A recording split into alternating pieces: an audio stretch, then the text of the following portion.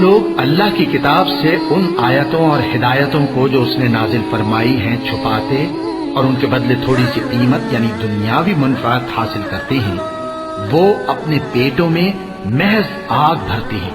ایسے لوگوں سے اللہ قیامت کے دن نہ کلام کرے گا اور نہ ان کو گناہوں سے پاک کرے گا،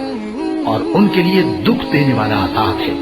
یہ وہ لوگ ہیں جنہوں نے ہدایت چھوڑ کر گمراہی اور بخشش چھوڑ کر عذاب خرید لیا۔ یہ آتش جہنم کی کیسی برداشت کرنے والے ہیں۔ یہ اس لیے کہ اللہ نے کتاب سچائی کے ساتھ نازل فرمائی، اور جن لوگوں نے اس کتاب میں اختلاف کیا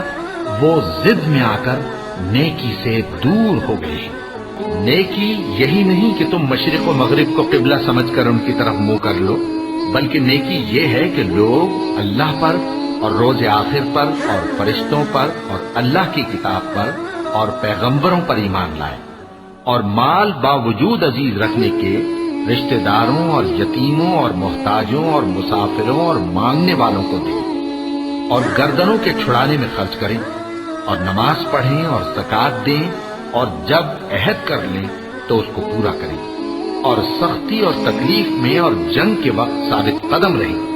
یہی لوگ ہیں جو ایمان میں سچے ہیں، اور یہی ہیں جو اللہ سے ڈرنے والے ہیں۔